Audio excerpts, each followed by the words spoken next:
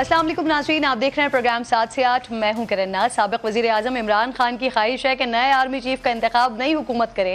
अगर मुखालिफिन इलेक्शंस जीत जाते हैं तो फिर वो नए सिपह सालार का इंतखाब कर लें, लेकिन इस वक्त जरदारी और नवाज शरीफ साहब इस तैनाती के अहल नहीं हैं, क्योंकि वो लंदन में मौजूद हैं और उनकी पार्टी के पास ज़्यादा सीट्स नहीं हैं। वाह खान साहब, वाह खान साहब की ख्वाहिशें और मंतक़े। खान साहब ने आज अपने इंटरव्यू की वजाहत में चंद सहाफ़ियों को बुलाकर बताया कि उन्होंने आर्मी चीफ की मुद्दत मुलाजमत की तौसी की बात नहीं की है, सिर्फ ये कहा था कि नया आर्मी चीफ नए आने वाली हुकूमत तैनात करे और उस वक्त तक ये मामला मौखर कर दिया जाए। साथ ही सितंबर में लॉन्ग मार्च का इशारा भी दे दिया। अब खान साहब से मैं ज़रा चंद सवाल पूछना चाहूँगी। मान लिया खान साहब कह रहे हैं कि एक्सटेंशन ज़्यादा ना हो, थोड़े वक्त तक मौजूदा सेटअप रखकर इलेक्शन करवाया जाए, तो खान साहब क्या ये वही सेटअप नहीं है जिस पर आपको भरोसा नहीं था? क्या ये वही सेटअप नहीं है जिस पर आप अमरीकी साजिश में मुलव्विस होने का इल्ज़ाम लगा रहे थे? क्या ये वही सेटअप नहीं है जिन पर आप पंजाब हुकूमत गिराने के लिए धमकियों का इल्ज़ाम लगा रहे थे? क्या ये वही सेटअप नहीं है सर जिनके बारे में आप फरमा रहे थे कि उन्होंने मुल्क का नहीं सोचा, फिर अचानक अदम एतमाद कैसे एतमाद में बदल गया? खान साहब, यकीनन कुछ तो है कि जिसकी पर्दादारी है, या खान साहब ने अपना सियासी उस्ताद बदल लिया है? सुने ज़रा, खान साहब जिनके साए में इलेक्शन चाहते हैं उनके हवाले से फरमाते क्या थे? मिस्टर एक्स, मुझे नई खबर मिली है कि तुमने मिस्टर वाई को मुल्तान पहुंचा दिया धांधली के लिए। तो मिस्टर एक्स और मिस्टर वाई, आज सारी कौम के सामने मैं आपको चैलेंज कर रहा हूं कि मेरी कौम आपकी धांधली के बावजूद आपको फेंटा लगाएगी। हमारी पंजाब की हुकूमत को गिराने की कोशिश हो रही है। हमारे लोगों को एमपीज के पास जाके करोड़ों रुपए की पैसे की ऑफर भी दे रहे हैं, और साथ फिर मिस्टर एक्स और मिस्टर वाई वो जाके धमकियां दे रहे हैं। ये 20 साल एक दूसरे को चोर कहते रहे, दोनों चोर मिल गए, दोनों इकट्ठे हो गए, इनको हमारे ऊपर मुसल्लत किया गया। 4 महीने में सारी कौम देखो कि उन्होंने किया क्या हमारे साथ। मुल्क को संभाल नहीं सक रहे। हमें कोई इत्मीनान इस चीफ इलेक्शन कमिश्नर पर नहीं है। हमने इस इलेक्शन कमिश्नर के नीचे जनरल इलेक्शन हमने नहीं लड़ना। मैं अपने न्यूट्रल से सवाल पूछना चाहता हूँ कि अगर घर के ऊपर डाकू पड़ जाए तो चौकीदार कहेगा कि मैं न्यूट्रल हूँ? जिनके पास पावर थी, जो मुल्क के मुहाफिज थे, क्या आपकी कोई जिम्मेदारी नहीं थी? तो यानी कल तक जिन्हें कहते थे बाईस से तकलीफ, आज वही साहिब शफा हो गए। खान साहब देखते ही देखते क्या से क्या हो गए। क्या शेख रशीद ने जो फरमाया ये सब उसी के असरात हैं? वो भी सुन लीजिए। अब नाज़रीन, मामला किस नहज को जा रहे हैं? नए आर्मी चीफ की तैनाती टल सकती है क्या? क्या इमरान खान हुकूमत के साथ एक मेज़ और इस्टेब्लिशमेंट के साथ एक पेज पर आ सकते हैं? इन सवालों का जवाब ज़रूर आज खोजने की कोशिश करेंगे प्रोग्राम में, लेकिन इस वक्त हुकूमत को मुबारकबाद। सैलाब से बदतरीन तबाही का शिकार मुल्क, जिसके पास कर्जा अदा करने के लिए पैसे नहीं है, दोस्त मुल्कों से पैसे मांग कर मामला चलाए जा रहे हैं। वहाँ तकरीबन मौजूदा हुकूमत के 50% अरकान असेंबली कैबिनेट का हिस्सा बन चुके हैं। तो मुबारकबाद के मुस्तहक है ये हुकूमत। बहुत शुक्रिया। अली परवेज़ मलिक साहब मेरे साथ स्टूडियो में मौजूद हैं, मुस्लिम लीग नून के रहनुमा हैं, बहुत शुक्रिया। अस्सलाम वालेकुम सर। अतर काज़मी साहब सीनियर तजियाकार हैं, बहुत शुक्रिया। अस्सलाम वालेकुम। स्टूडियो में मौजूद है, बड़ी खुशी हुई मुझे आपको देखकर। सर, आपकी इजाज़त से ज़रा मैं अतर से बात का आगाज़ करती हूँ कि जो सारी चीज़ें मैंने बताई हैं, कल के जो खान साहब का इंटरव्यू है उससे क्या मतलब लिया जाए? मीर जाफ़र, मीर सादिक अब वो नहीं रहे, जो न्यूट्रल थे अब वो न्यूट्रल रहेंगे, तो उनकी कोई पकड़ नहीं होगी। क्या मतलब लिया जाए कल के बयान का, कल की बात का? देखिए, बड़ा इंपॉर्टेंट क्वेश्चन है आपका। जहाँ तक मीर जाफ़र और मीर सादिक का ताल्लुक है, खान साहब ने खुद ही बता दिया था अपने जलसे के अंदर कि उन्होंने किसको कहा, अपने सियासी मुखालफिन के हवाले से बात की थी। कल जो खान साहब ने बात की है वो ये शो करता है कि ऑल्दो कि हुकूमती इत्तेहाद की पूरी कोशिश है कि खान साहब को इदारों के साथ लड़ा दिया जाए। उन्होंने कहा इदारों से कोई मसला नहीं है, इसी सेटअप के तहत बेशक इलेक्शन हो, लेकिन नए आर्मी चीफ की तैनाती वो हुकूमत करे जो इंतखाबात के बाद। ये खान साहब को हुकूमत लड़ाने की कोशिश करी है, उनके अपने स्टेटमेंट्स ये बता रहे हैं? देखिए, इस वक्त अगर आप सिचुएशन देख लें ऑन द ग्राउंड, जो भी इलेक्शन होता है उसमें खान साहब की क्या पोजीशन और हुकूमत की क्या पोजीशन है। आए रोज हुकूमत की जानिब से कुछ ना कुछ ऐसी बात की जाती, कभी वो ये कहते हैं कि जी खान साहब ने अदालतों के खिलाफ ये बात कर दी, इदारों के खिलाफ ये बात कर दी। अगर खान साहब को मसला इदारों से होता तो वो ये कहते कि इदारों के होते हुए इलेक्शंस नहीं होने चाहिए। उन्होंने कहा वो तो इशू ही नहीं है, इशू ये है कि मसला उनका इस हुकूमत के साथ है। वो ये कहते हैं कि ये हुकूमत, इसके पास इतनी लेजिटिमेसी नहीं है कि ये नया आर्मी आर्मी चीफ लेके आए, इसलिए कि बाकी जो फौज की सीनियर क़यादत है पूरा पाकिस्तान जानता है कि सब अहल भी हैं, उनमें से कोई भी आर्मी चीफ बन सकता है आइन और कानून के मुताबिक। उनकी प्रॉब्लम नहीं है, प्रॉब्लम इस हुकूमत की लेजिटिमेसी की है। 85 सीटों वाला बंदा जब वज़ीर आज़म बना, फिर वो मुहिब्बे वतन होना चाहिए, वो किसके लिए था? अगर सभी मैरिट पर हैं तो फिर वो मुहिब्बे वतन वर्ड किसके लिए? मुहिब्बे वतन देखिए, पाकिस्तान आर्मी का तो सिपाही से लेकर जनरल तक हर कोई मुहिब्बे वतन है, पर मसला ये है ना कि उनको अपॉइंट करने के जो लोग अपॉइंट करने जा रहे हैं जो लोग, उनकी लेजिटिमेसी पे इशू है। कोई आप एक शख्स जो अदालतों को मतलूब हों, जो लंदन में बैठे हों, उनसे मुशावरत करके आर्मी चीफ लगाएंगे तो मेरे ख्याल में ये तो इंस्टीट्यूशन की एक तरह से आप कह सकते हैं ना कि इंस्टीट्यूशन, क्या ये इंस्टीट्यूशन के लिए ठीक है? तो उनका ये मौक़िफ़ है। जहाँ तक इदारों का ताल्लुक है, मेरे ख्याल में चाहे कोई भी आइनी और कानूनी वज़ीर आज़म हो, इदारे के अंदर इतने अहल लोग मौजूद हैं जो आगे आके क़यादत संभाल सकते हैं। इदारों का इशू नहीं है, ये सियासी इशू है। और इसी वजह से आप देखते हैं कि कल से इन्होंने मजहब कार्ड भी इस्तेमाल करना शुरू कर दिया, और जिस तरीके से वो मजहब कार्ड इस्तेमाल कर रहे हैं कि सीनियर नून लीग की क़यादत ट्विटर के ऊपर जिस किस्म के पैगामात दे रही है, तो इशू ये है कि सियासत में आप हार चुके हैं, तो आपने या इदारों से लड़ाना है या मजहब कार्ड इस्तेमाल करना। बट द इशू इज कि वो 85 सीट वाले नहीं है ना, वो इत्तेहाद है, वो 13 जमातों का इत्तेहाद है, और तभी तो अदम एतमाद की तहरीक आई, तभी तो कामयाब हुए, तभी तो खान साहब की हुकूमत गई ना। 85 सीट्स तो नहीं है ना, वो 13 से ज्यादा इत्तेहाद है। तो फिर इलेक्शन का नाम सुन के उनके ऊपर एकदम से कपकपी क्यों तारी हो जाती है? लड़े ना इलेक्शन, खान को 9 हलकों में हराएं एक दफा और फारिग करें और कौम को इस बहरानी कैफियत से निकाल दें। इमरान खान का तो बयानिया उसी दिन सैलाब के अंदर बह जाएगा जिस दिन उसको शिकस्त हो जाएगी। अगर ये चीज मान ली गई कि भाई वो अददी अक्सरियत में ज्यादा है, तो फिर जो खान साहब अददी अक्सरियत की बात करते हैं तो वो वाली दलील तो फिर वैसे ही मिनट में ही खत्म हो गई। तो फिर ये कौन सी दलील है? नहीं, ये दलील है ना कि आप इलेक्शन जीतेंगे तो आप आएंगे ना, आपकी इलेक्शन जीतेगा जो भी, वो आके हुकूमत बनाएगा। खान साहब ये तो नहीं कह रहे कि मेरे हवाले हुकूमत कर दो या मेरे हवाले तैनाती कर दो। देखें, ये जो खान साहब का बयानिया है ना किरण, ये जवाब है उस बयानिए का जो अली भाई की जमात कहती थी कि इमरान खान नया आर्मी चीफ जो लेके आ रहा है उससे हमें मसला होगा। तो ये बहस तो पीडीएम ने शुरू की ना कि खान साहब जब आईनी वजीर आजम थे उस वक्त भी इनको इशू था कि जो नया आर्मी चीफ आएगा वो आर्मी चीफ खान ने कहां से लाना था, किसी और जगह से तो नहीं, इसी आर्मी में से आना था ना। प्रॉब्लम ये कि ये दोनों तरफ से मसला है ना, ये खान साहब को भी तो मसला है, यही तो मैं कह रहे हैं कि ये तैनाती नहीं करेंगे। एग्जैक्टली, मैं ये कह रहा हूं कि ये इदारों का इशू नहीं है, ये लोगों की सियासी जंग है। सियासत में आप इदारों को मत घसीटें, इलेक्शन करवाएं, जो भी इलेक्शन जीत जाएगा वो मुल्क का आईनी वजीर आजम होगा, वो तैनात कर दें। ब्रिगेडियर अहमद सईद मिनहाज साहब भी मुझे ज्वाइन कर चुके हैं, डिफेंस एनालिस्ट हैं। अस्सलाम वालेकुम सर। अली साहब, ये खान साहब अगली हुकूमत आने तक जनरल बाजवा को बरकरार रखने की तजवीज़ दे रहे हैं, सर हुकूमत क्या जवाब देगी इस पर, क्या सोच रहे हैं आप लोग? बिस्मिल्लाहिर्रहमानिर्रहीम, बहुत शुक्रिया किरण।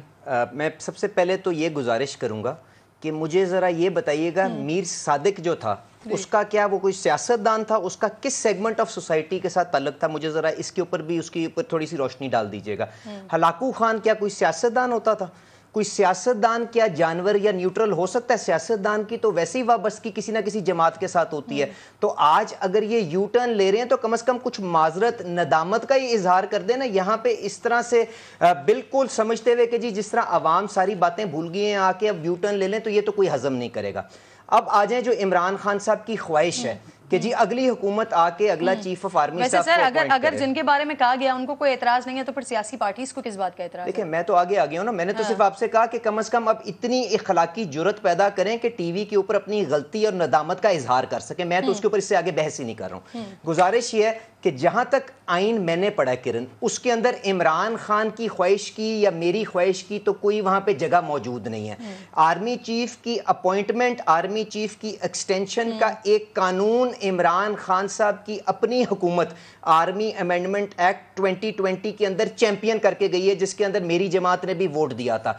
उसके मुताबिक वजीर आजम साहब जब ये रिलीफ और ये जो सैलाब आया हुआ है इसकी एक्टिविटीज से फारिग होंगे, जब वो मुनासिब समझेंगे उन्होंने चीफ ऑफ आर्मी स्टाफ को एक्सटेंशन देनी है, या जो बाकी उनके पास डिफेंस मिनिस्ट्री से पैनल आएगा लेफ्टिनेंट जनरल्स का, जो सीनियर मोस्ट जनरल्स होंगे, जो हमारी नजर के अंदर बिल्कुल जिनकी लॉयल्टी भी बिल्कुल स्टेट के साथ मौजूद है और जो 30 साल की प्रोफेशनल एक्सीलेंस के थ्रू राइज करके लेफ्टिनेंट जनरल बनते हैं, तो उनके देखिए कानून के अंदर गुंजाइश मौजूद है। जब वजीर आजम साहब जो उनका प्रेरोगेटिव है, जब वो उसको बैठ के असेस करेंगे तो वो मुल्क के मफाद के अंदर जो बेहतर है वो फैसला कर लेंगे। पर आज हमें उसको कंट्रोवर्शियल बनाने की क्या जरूरत है? इन्होंने कानून बनाया था ना, उसके मुताबिक मेरिट पे कानून के मुताबिक आगे चलेंगे चीज।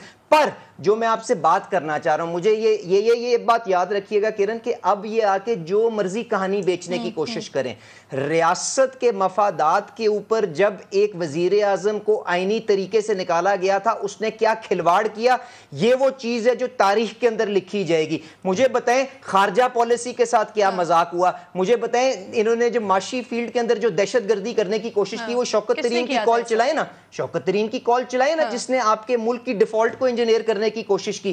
اس کے بعد وہ کس کی لینڈ لائن کو استعمال کرتے ہوئے فوج کے خلاف بغاوت کرنے کی ترغیب کی گئی. تو جو وہ نیشنل لیڈر ہے وہ آپ کی تاریخ میں لکھا گیا ہے, اور اسٹیبلشمنٹ ہو یا ریاست کا کوئی بھی ادارہ ہو, اس کو بڑی اچھی طرح یاد ہے کہ اس کا کردار اس ملک کے مفادات کے ساتھ کس قسم کا رہا ہے. سبق سیکھ لیا ہے, اگر سب کچھ پھر سے خان صاحب کے ساتھ ایک پیج پر آ جاتا ہے تو پھر آپ لوگ تنقید نہیں کریں گے. دیکھیں میں آپ سے گزارش یہ کر رہا ہوں کہ میں اپنی ذاتی سوچ آپ کے ساتھ شیئر کر دیتا ہوں. سیاست کے اندر آپ کی چند ریڈ لائنز ہونی چاہیے ساری جماعتوں کے لیے. اس کے لیے آپ کو ریاست کے مفادات کو اگر آپ استعمال کر کے اپنا قد بڑھانے کی کوشش کریں, میری نظر میں وہ نامناسب ہے. کسی بھی ادارے کے سربراہ کا نام جلسوں میں نہیں لینا چاہیے, یہ بھی ریڈ لائن ہے. بالکل آپ صحیح کہہ رہی ہیں, پر میں گزارش یہ کروں گا کہ اس کے پیچھے نیت کیا تھی. آپ ایک سیکنڈ کے لیے یہ دیکھیں, نیت یہ تھی کہ آئین کی بالادستی کے لیے اور اداروں کو اس چیز پہ قائل کرنا کہ وہ اپنے دائرہ کار کے اندر نہیں. اچھا وہ بھی تو اصلاح چاہتے ہیں, وہ بہتری چاہتے ہیں, وہ چاہتے ہیں بغاوت کروا کے. نہیں اچھا کیوں نہیں فرق پڑتا آپ کے لیے نیت سے اور بڑھ کے کیا چیز ہے؟ مجھے بتائیں فوج کے اندر صفوں کے اندر بغاوت کروانے کے پیچھے آپ کو نیت نہیں سمجھ آتی؟ میں تو آپ کو بتا رہا ہوں میری جماعت کا یہ اسٹیبلشڈ پوائنٹ آف ویو ہے کہ ہم نے آئین کی بالادستی کے لیے جدوجہد کرنی ہے, ہم نے کوشش کرنی ہے اداروں کو مضبوط کریں, وہ آئین کے مطابق اپنے دائرہ کار میں چلیں. ہم نے کہاں پہ بغاوت کروا دی؟ آپ مجھے بتا دیں اگر ہم نے کروانے کی کوشش کی. آپ کیوں نہیں بتاتی کہ کس کی لینڈ لائن استعمال کر کے وہ شہباز گل نے کال کی تھی؟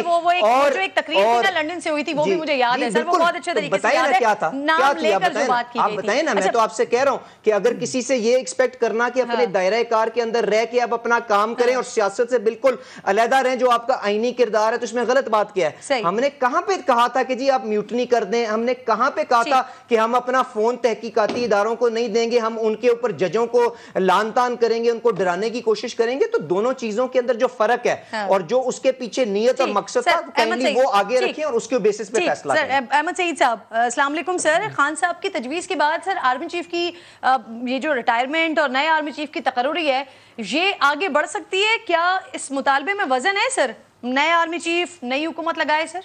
بسم اللہ الرحمن الرحیم. بہت شکریہ کرن, آپ نے مجھے اپنے شو پہ لیا.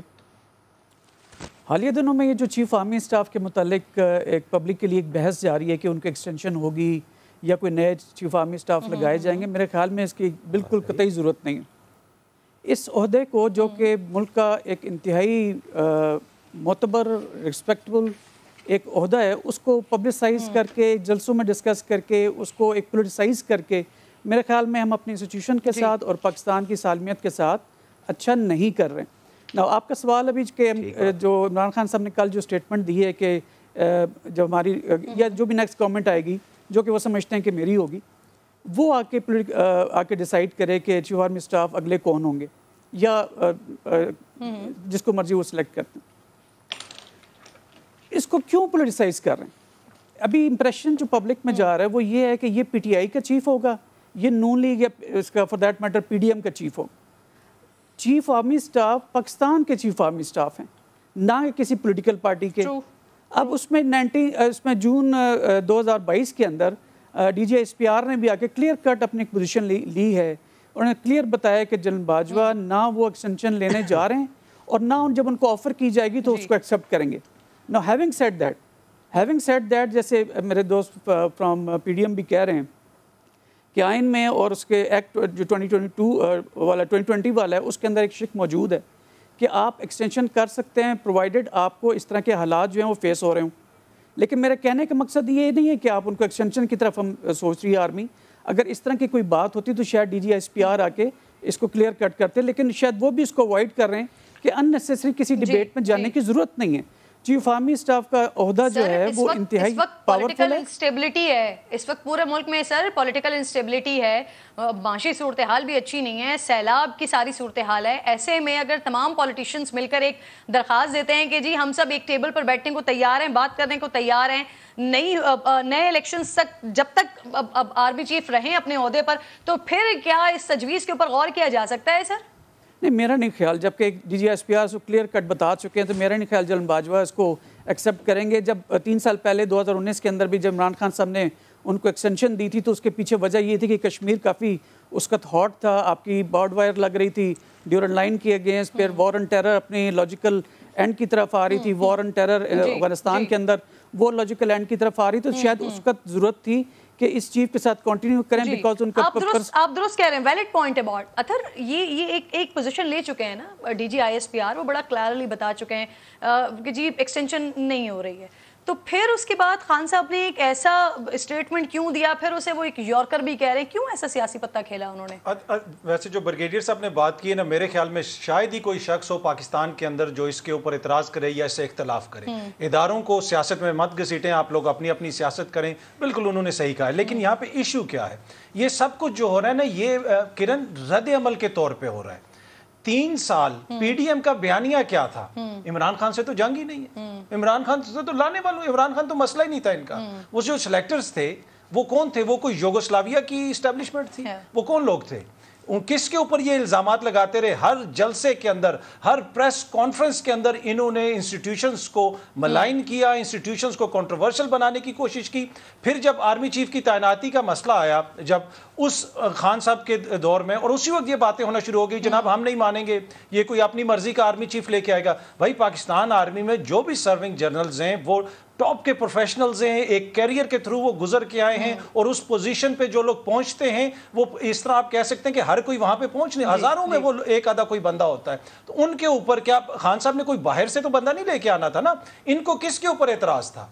ये क्यों कहते थे? इनकी PDM की लीडरशिप अदालतों के बाहर खड़े होकर कहती थी कि फलाने शख्स को आर्मी चीफ नहीं बनना चाहिए, उसके खिलाफ तो कार्रवाई होनी चाहिए। क्या उस वक्त ये पाकिस्तान की आर्मी नहीं थी? अगेन मैं ये कहता हूं कि ये मसला फौज या इदारों का नहीं है, ये सियासत का मसला है। इदारों को मसलसल घसीटा है PDM ने। क्यों घसीटा है? सियासत के मैदान में ये मुकाबला नहीं कर सकते, और इस वजह से इन्होंने किसी को इल्जाम देना है। सारी जमातें मिल भी गई हैं, बादशाह खान के वारिस, भुट्टो के वारिस, ज़ियाउल हक के सियासी जानशीन इकट्ठे होकर भी उसको शिकस्त नहीं दे सकते। तो फिर इन्होंने कोई ना कोई चीज निकालनी होती है, कभी मजहब कार्ड निकालते हैं, कभी इदारों के ऊपर उंगली उठाते हैं, और ये उसी का नतीजा है कि इदारों के ऊपर बहस हो रही है। लेकिन ये अनफॉर्चुनेट है, नहीं होना चाहिए। अच्छा, आपकी सारी बात मान लेते हैं, लेकिन फिर भी खान साहब कहीं ना कहीं थोड़ा बहुत मौका देते हैं ना, कि फिर उसके ऊपर उनको प्ले करने का मौका मिलता है। अली साहब सर, ये ताइनाती देखे ना, खान साहब स्कैंडिनेविया में सियासत तो नहीं कर रहे ना, इसी मुल्क में सियासत कर रहे हैं। तो जब ये इस तरह का माहौल होगा तो रद्द-ए-अमल तो देना है ना किरण उन्होंने। अच्छा अली साहब, एक ताइनाती के ऊपर इतने इश्यूज हो रहे हैं,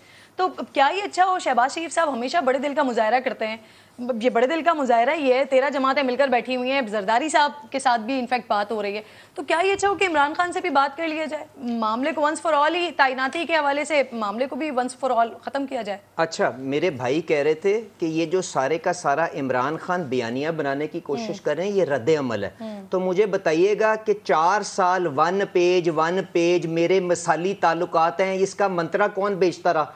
क्या मुझे बताएं, जो भी आपकी इस्टेब्लिशमेंट होती है वो उस वक्त के वजीर आजम के मुतहत नहीं होती? तो ये कहानी हमने शुरू की कि इमरान खान साहब, आपका वो स्टेट का एक इंस्टीट्यूशन है, जो आपका वजीर आजम में वक्त होता है उसके ताबे उसको काम करना चाहिए, और उसने जो रियासत के मफादात हैं उनका दिफा करना है। इतनी सी बात है, क्योंकि वो रियासत की नुमाइंदगी करता है, जो एक परमानेंट स्ट्रक्चर है, हुकूमतें आती जाती रहती हैं। तो ये बात शुरू कहां से हुई है, ये जहन में रखिएगा, मैं गुजारिश कर रहा हूं। और जो ये इन्होंने गुफ्तगू की, इनसे कहिएगा जरा मुझे ये तो समझा दें कि यूसुफ रजा गिलानी का नेशनल असेंबली के अंदर सेनेट का इलेक्शन होता है, वो सेनेट की सीट जीत जाते हैं, ये हुकूमती इत्तेहाद का जो कैंडिडेट है वो हार जाता है। 4 दिन के बाद वोट ऑफ कॉन्फिडेंस जो 11:45 पे होता है, वो किस तरह से इमरान खान साहब मेजोरिटी वहां पे प्रूव करते हैं? जरा इसको भी तो बता देना, अगर ये इतने नाइव हैं और इनको नहीं पता कि पीछे क्या क्या कुछ होता रहा है। अब आ जाए ना, आगे बढ़े ना, मेरे सवाल का जवाब देना जी।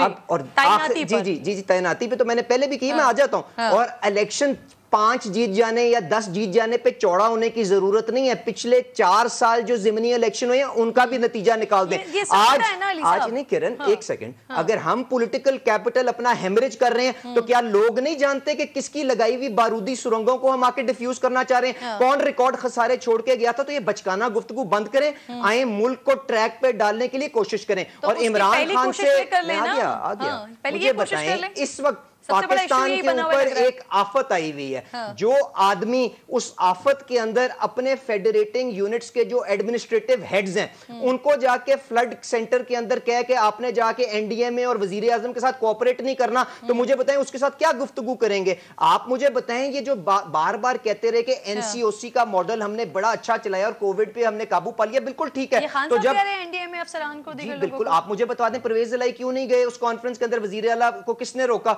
केपीके के वजीर आला को किसने वहां पे जाने से रोका जो उनकी सेंटर बनाया, फ्लड सेंटर बनाया? एजेके की भी तो पीटीआई को इनवाइट नहीं किया था ना। लेकिन अभी ये हमारा टॉपिक नहीं है। हमारा टॉपिक असल बेसिकली वो तैनाती का मसला है ना। आपने जो सवाल किया आप मुझे बताएं, आप कह रही हैं कि उनसे बात क्यों नहीं करते? अगर वो पाकिस्तान जब आधे से ज्यादा पानी में डूबा हुआ है, लोगों की तकलीफ के ऊपर आके अपनी आईनी जिम्मेदारी पूरी नहीं कर सकते और अपने वजीर आला को रोकते हैं, तो उनसे किस चीज में बात करें? आए उसके बाद नहीं देखें, तैनाती के ऊपर कानून मौजूद है, वो इमरान खान साहब खुद बना के गए थे। उसके मुताबिक जब वक्त आएगा जो भी वजीर आजम होगा उसका प्रेरोगेटिव है, वो फैसला कर लेगा। आज अगर बात होगी तो लोगों की तकलीफ का अजाला करने के लिए होगी। आए उसके अंदर आके अपना किरदार अदा करें, अपना किरदार अदा करें। सबसे पहले जब आप लोगों को तकलीफ से निकाल लेंगे तो हम बाकी के मामलात को आगे लेके चलेंगे। आज हम इस किस्म की किसी सरसरी गुफ्तगू के अंदर बहस ही नहीं करना चाहते। सही है। खान साहब की सफीर से भी मुलाकात हुई है, इस पे बयानिया चलता रहा कि जी पीडी साजिश की थी, उनसे मुझसे बात हुई है। सर मेरे जुमले मुझे बोलने दें। सवाल है ना, सवाल भी अली भाई की मर्जी का आपने पूछना, इसलिए कि आजकल जो हुकूमत है ना, सहाफियों के सवाल उनको पसंद नहीं है। सहाफियों के साथ भी आजकल अच्छा नहीं कर रहे। मेरी कोशिश होती है मैं हाजिर हूं, आपने जो सवाल करना है मुझे ब्रेक लेना, हम ब्रेक में बात करते हैं। ब्रेक के बाद वापस आते हैं जी। ये सफीर से जो मुलाकात हुई है इस पर बैरूनी साजिश वाले। जी जी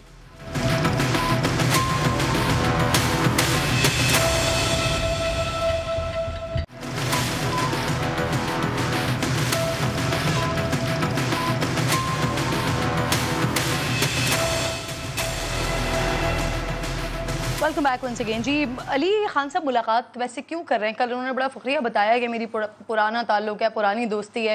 ये तो उन्होंने बता दिया कि ठीक है मुलाकात हो रही है, लेकिन क्यों हो रही है? क्यों हो रही है? कोई मकसद नहीं बताया। लॉबिस्ट है, लॉबिंग कर रहे होते हैं, तो किस तनाजुर में मुलाकातें हो रही हैं?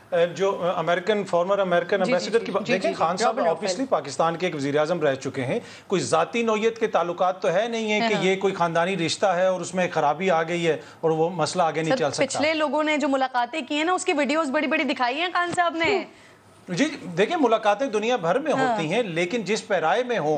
अब राजा रियाज साहब को अमेरिकन बुला के क्या डिस्कस करते रहे? खान साहब कह रहे हैं हुकूमत से कोई ताल्लुक ही नहीं है, वो सफीर का जिससे मुलाकातें कर रहे हैं। साबिक सफीर है ना, इस वक्त की सफीर तो नहीं, एक साबिक सफीर से उनकी मुलाकात हुई है और दुनिया भर में मुलाकातें होती रहती हैं। अगर इजाजत है मैं छोटा सा सवाल पूछूं, प्लीज। जो अभी मौजूदा सफीर हैं उनसे भी तो उनके नुमाइंदगान जाके रात के अंधेरे पे मिले हैं कि नहीं मिले? जरा उसके ऊपर भी रोशनी डाल दें। फोन पे भी बात हुई थी आई थिंक 3:15 बजे। देखिए, जब खान साहब इलेक्शन में नहीं आए थे उस वक्त भी मुलाकात होती रहती है। देखें, जो लीडर्स होते हैं इसमें कोई इशू नहीं है। यहाँ पे इशू ये है कि ये तासुर दिया जाता है कि इमरान खान साहब जैसे कोई तलवार पकड़ के बैठे हुए कि मगरिब के साथ जो है हमने कोई लेना देना नहीं है। अगली दफा जो असेंबली मुंतखब होगी वो ऊंटों और घोड़ों पे बैठ के आएगी। उर्तुगुल गाजी ऐसा कोई माहौल नहीं है। वो ये कहते हैं कि पूरी दुनिया से हमारे ताल्लुकात अच्छे होने चाहिए, लेकिन ये जो माइंडसेट है ना कि IMF की मर्जी के बगैर हम छींक नहीं ले सकते, ये शिकस्त खुर्दा ज़हनियत और ये गुलामाना ज़हनियत नहीं। दोस्ती होगी, बराबरी की सतह पे होगी। ट्रंप के साथ उनके बड़े अच्छे ताल्लुकात थे, ट्रंप एडमिनिस्ट्रेशन के साथ, बाइडेन एडमिनिस्ट्रेशन के साथ नहीं थे। ये जो सारे लोग हैं वहां पे, सफीर हैं, उनका कोई एम्बेसडर के है या कोई उनका और ऑफिशियल है, वो अमेरिका की मकसद पता है आपको क्यों मुलाकात? मैं बताता हूँ। वो रियासत के होते हैं वहां पे नुमाइंदे, या रियासत को रिप्रेजेंट करते हैं मुल्क को। यहाँ की तरह नहीं है कि यहाँ पे ये समझा जाता है कि जो शख्सियात हैं वही रियासत हैं, चाहे आगे से उनके बच्चे हो जाएं या उनके दीगर लोग हो जाएं, वो ये समझते हैं कि वो रियासत को रिप्रेजेंट कर रहे हैं। तो बाकी मुल्कों के साथ आपके ताल्लुकात होते हैं और अमेरिकन की ख्वाहिश होगी कि खान साहब वज़ीर आज़म इन वेटिंग है, पुतिन उनसे मिलते हैं, रशियन एम्बेसडर उनके हवाले से क्या कहते हैं, ईरान उनके हवाले से क्या मौकिफ रखता है। तो इमरान खान तो आपका अगला वज़ीर आज़म है, उनसे तो हर किसी की ख्वाहिश होगी कि वो मिले। لیکن سر یہ طے ہو چکا ہے ویسے؟ یہ تو عوام طے کرے گی نا. اب آج کے جو سروے آ رہے ہیں ہو سکتا ہے 3 مہینے کے بعد سچویشن ڈفرنٹ ہو جائے, 6 مہینے کے بعد ڈفرنٹ ہو جائے, سیاست میں ہوتا ہے. لیکن ابھی عوام کے دلوں کی آواز ہے عمران خان صاحب. آپ دیکھ لیں سڑکوں پہ, آپ دیکھ لیں جلسوں میں, آپ دیکھ لیں.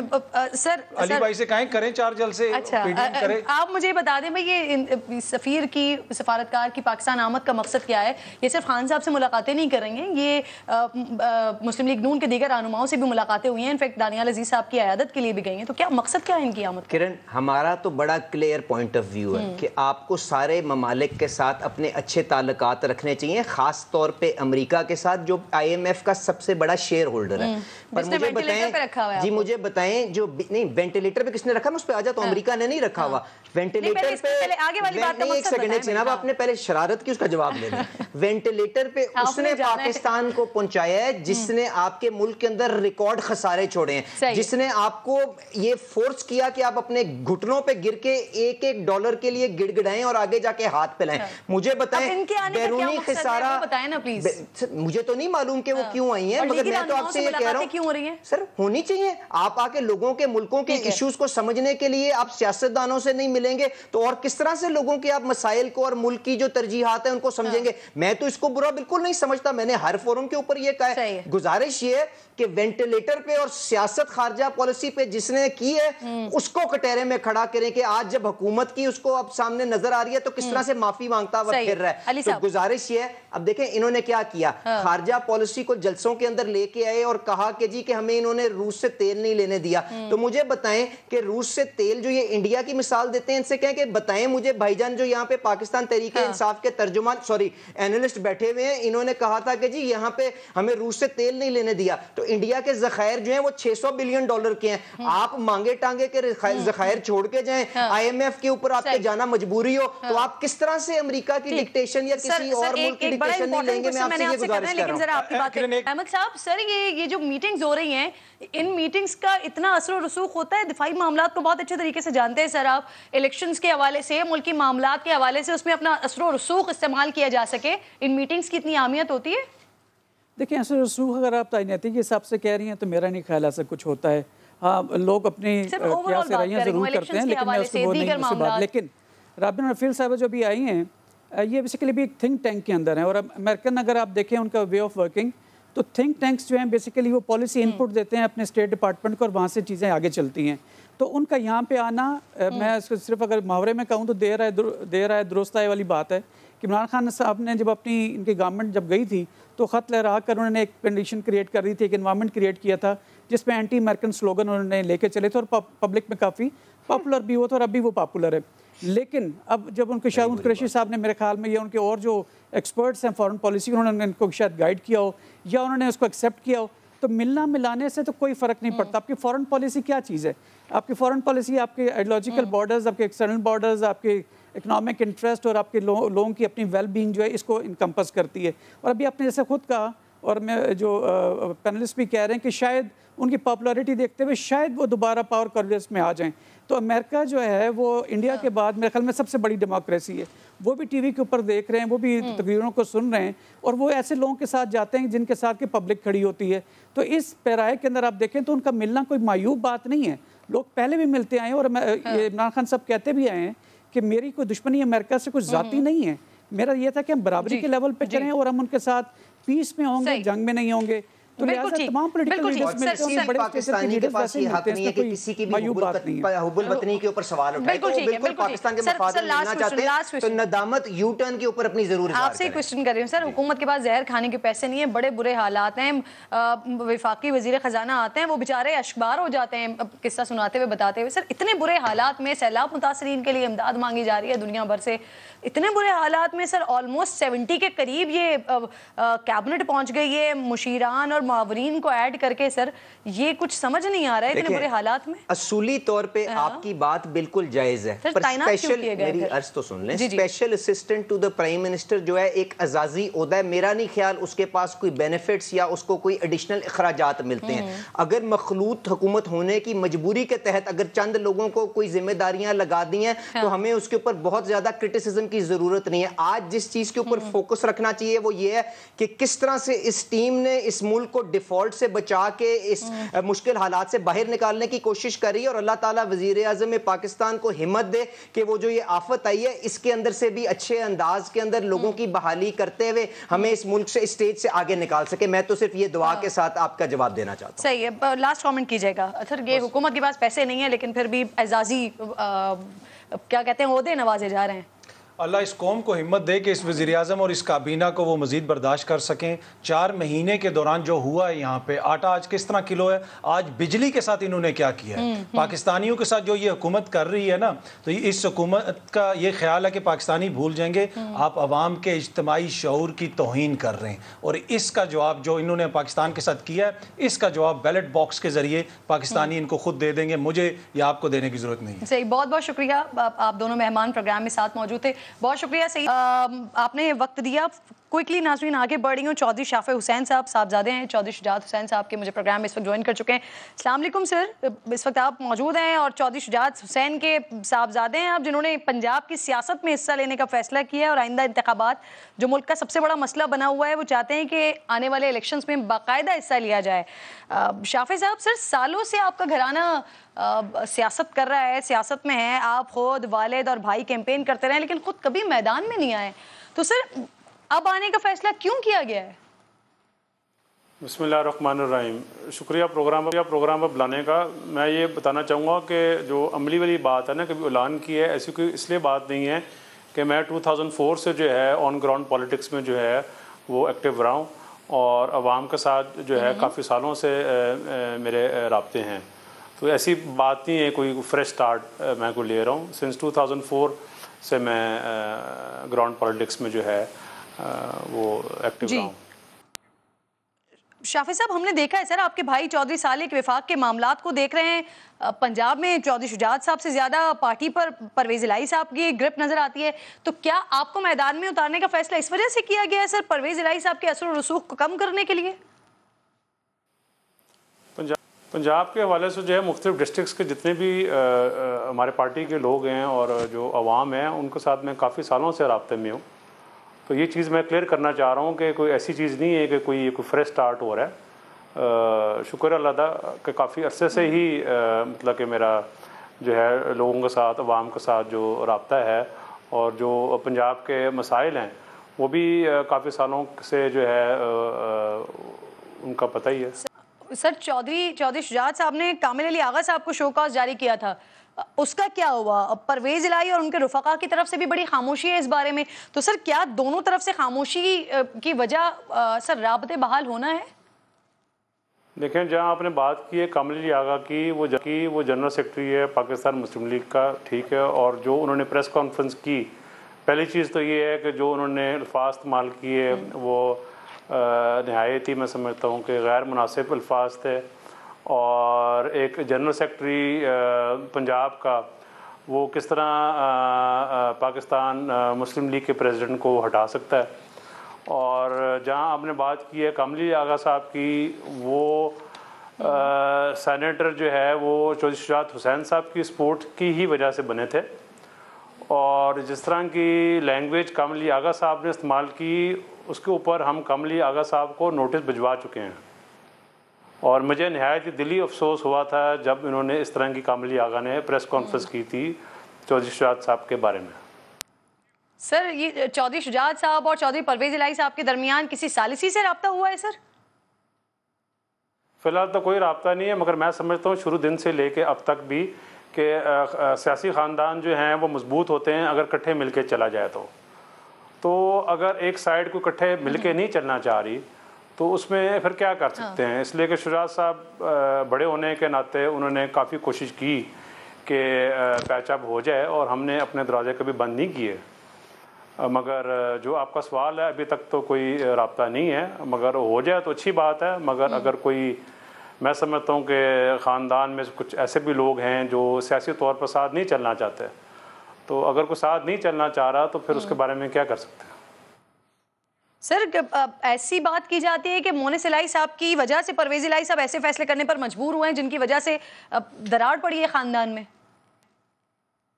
بات تو ساری زیادہ شروع ہوئی تھی نا جب ایک چیز طے کر لی تھی کہ کون سی پارٹی کے سپورٹ کے ساتھ پنجاب کے سی ایم بننا ہے. جس میں آپ کو پتہ ہے سارے واقعہ کا، جس میں حلف بھی لے لیے گئے اور دعائے خیر بھی ہوگی اور ہر چیز فائنل ہو گئی تھی ود نون لیگ.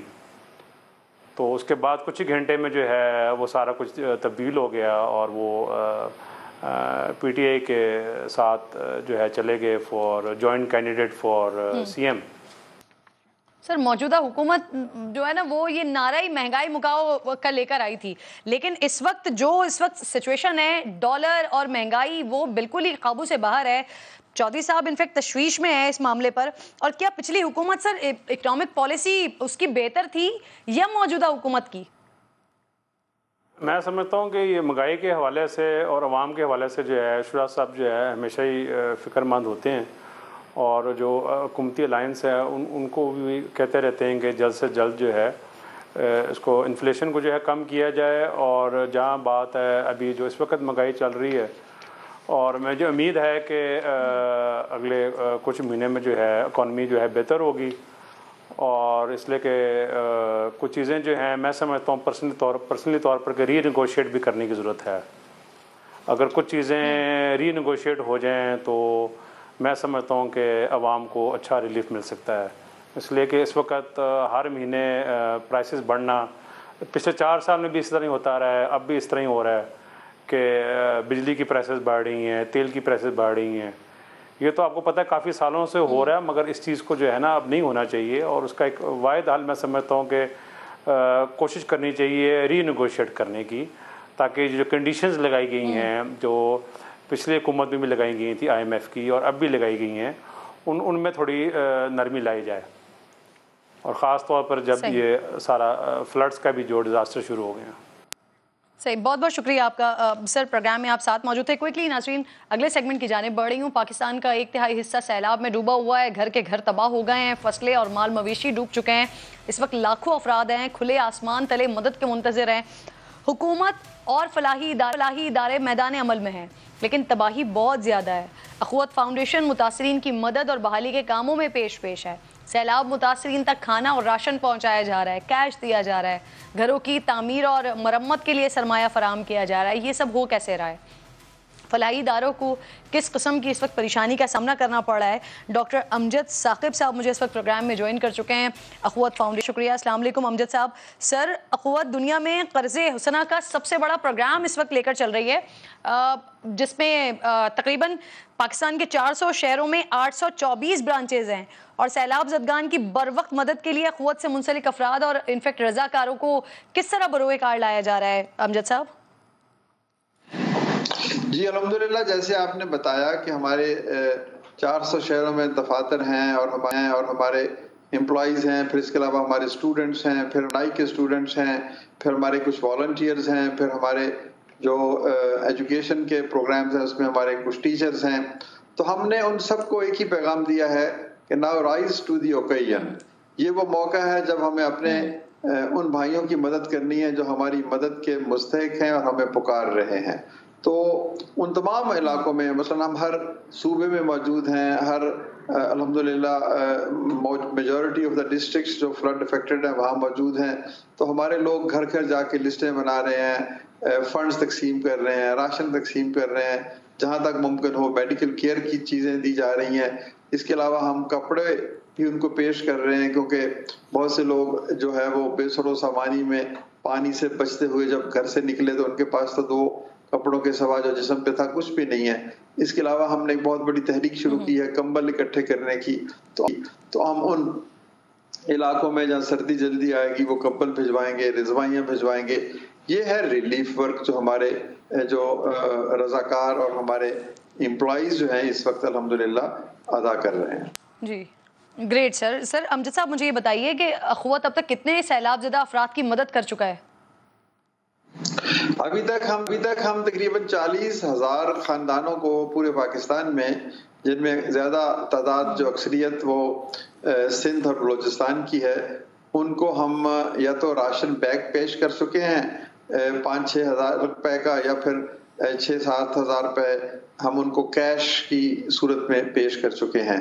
تو یہ اس کے علاوہ جو ہم نے ڈیلی بیسس پر کھانے پیش کیے یا جو کیمپس لگائے، جو مریضوں کو ٹریٹمنٹ کیا اور جو کپڑے پیش کیے، اس کو ہم ابھی اس کی ہمارے پاس کوئی ڈیٹیلڈ فگرز نہیں ہیں، لیکن آپ یوں سمجھ لیجئے کہ 40,000 خاندانوں سے محبت، بھائی چارے اور اخوت کا رشتہ جڑ گیا، اور ان کو ہم نے کچھ نہ کچھ پیش کیا کہ وہ اپنی اس مشکل میں تھوڑی سی مدد تو ان کی ہونی چاہیے نا، ان کو یہ احساس ہو کہ کوئی تو ہے اس معاشرے میں جو ہمارے لیے سوچتا ہے۔